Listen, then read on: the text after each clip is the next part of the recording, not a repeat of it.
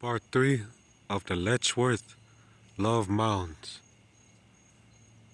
an ancestral town village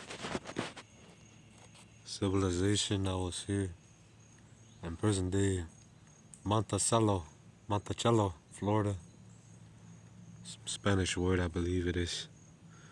Correct me if I'm wrong. But let us commence.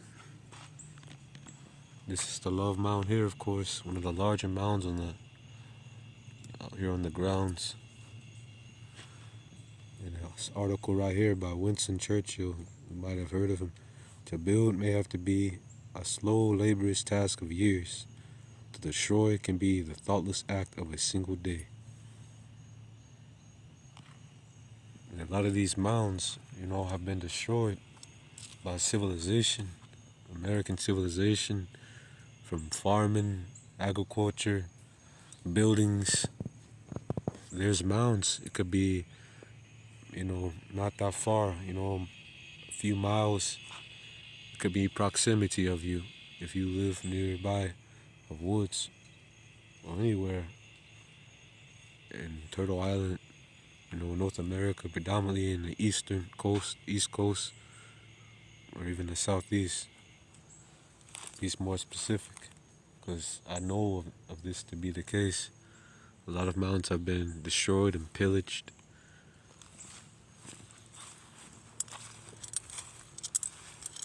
This is the Love Mound. A lot of spiritual energy out here. Owls hooting, cicadas singing off, different fossa. It's Muscogee for birds, chirping. And the squirrels chattering and eating the nuts.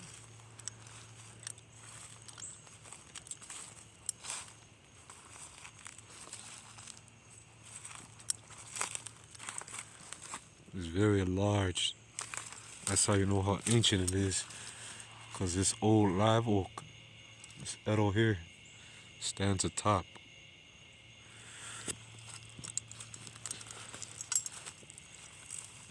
The other food source besides hickory nuts could be acorns, sokcha.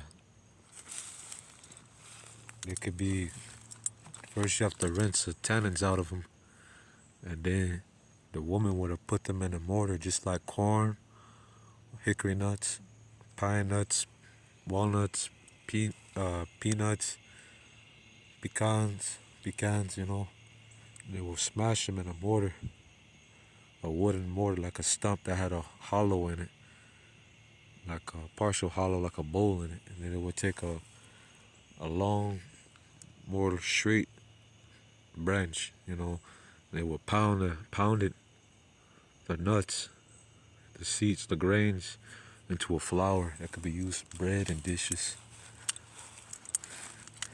And this is Spanish moss. I call it native moss, because this isn't Spain. This is Turtle Island.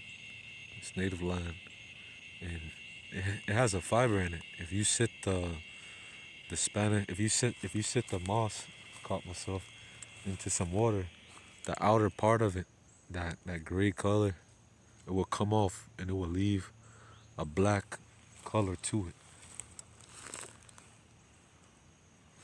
And that fiber was used to make clothing. It's another clothing material. All the time skins and furs were used prior to European trading.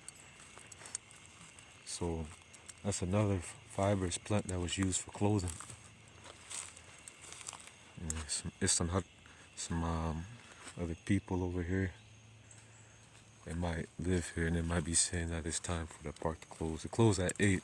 It is not 8 yet, but they may just say, just to shut it down, just to be early, because they don't want to keep it open. You know how people are these times.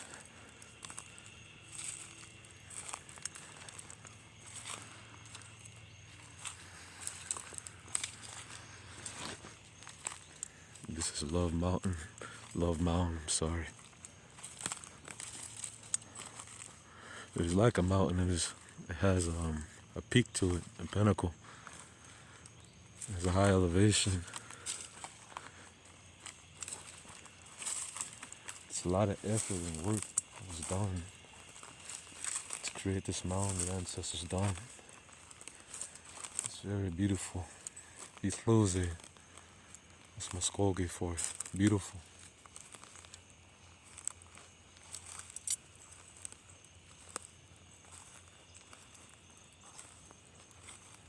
They must have been checking it out.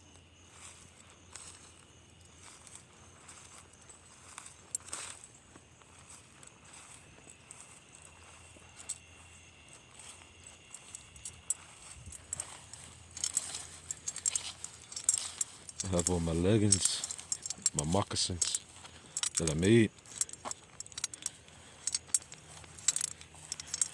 I got them over my pants today.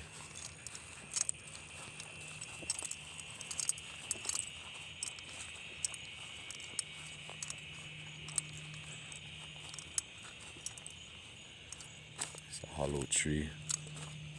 Sometimes trees like this could be used to make a drum.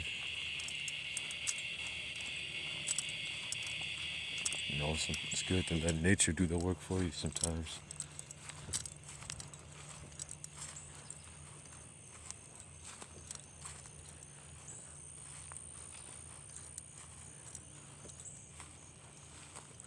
It's Apalachee indigenous civilization. Yesterday I went to Tumaquan indigenous civilization. A Tumaquan tribe that lived along the coast of northeast Florida, southeast Georgia.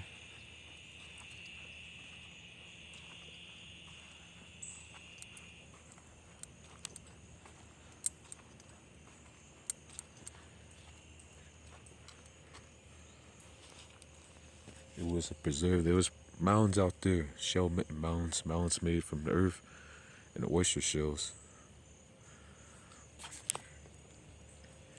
So there are a total of 6 mounds out here.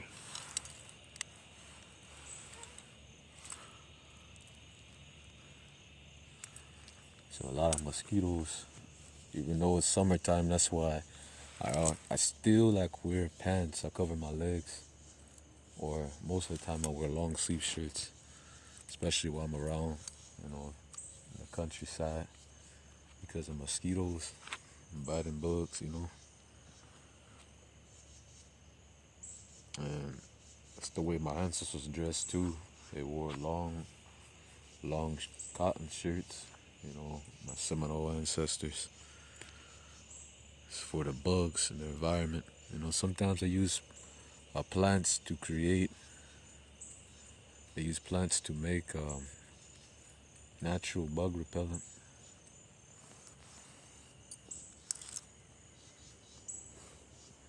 The boardwalk is closed here because of the storm, the hurricane that passed through. I assume some branches have fell upon it, and that's why it's out of commission right now. But let's go back to this kiosk. Well, not a kiosk, but like give you a description about what's going on here. It says, digging deeper. Archaeologists have many types of tools for unearthing the story of human cultures. Between 2002 and 2005, archaeologists conducted several digs at Letchworth-Love Mounds, Archaeological State Park. They use a variety of methods to learn about the architecture and cultures that once thrived here. First, archaeologists established a grid using square concrete markers placed every 100 meters. Archaeologists assigned a member to each square to record each artifact's location. These are the various mounds. Next, they conducted a topographic survey to see exactly where the mounds were located. Then auger test drills into the ground every 25 meters provided samples of soil and hopefully artifacts. Screening the soil from the auger test separated the soil from solid objects.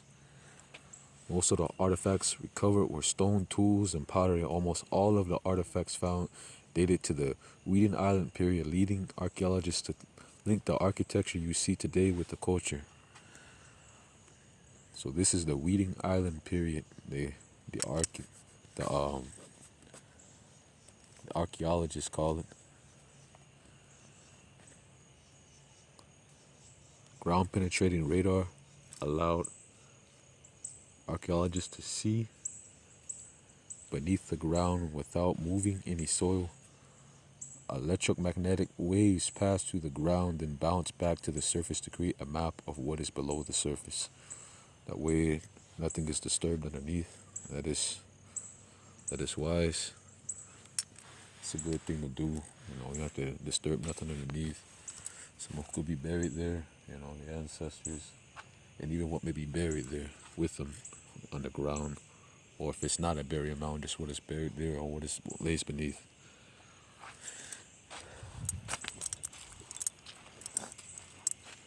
There's more mounds around.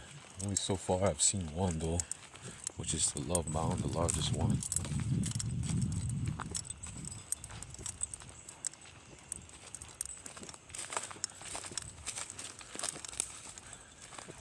I believe it just branches off to two trails. Over here, I do not know, just probably nature trails. And that is areas, where maybe the village, the town would have branched off to. And, excuse me, that's my Google Maps telling me about navigation. But that's what that is. And, or it could have been, hunting trails. I'm a modern hunter, I hunt. So, that would be a good area to hunt.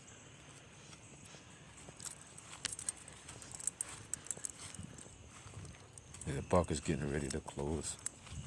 So I better head out. I may come here again in the future with my family. It's another view of this mound, the Love Mound.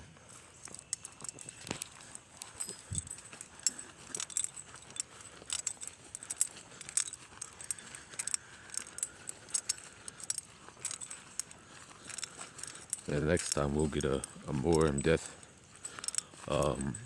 view of the area, just looking around more so than talking and rambling. But I will, if I see something, I'll talk about it, what it is or the reasoning.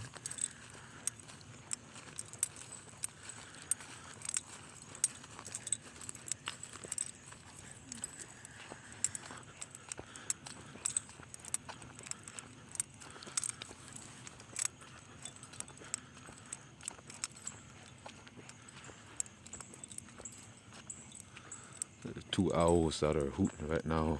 A barred owl, it is the one without the ears. And earlier I heard the great horned owl.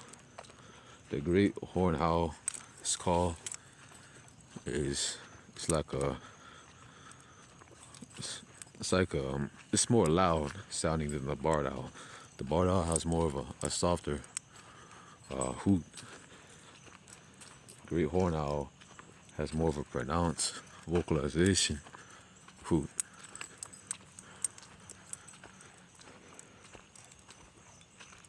Yeah, I saw a white truck, like it came in and turned around.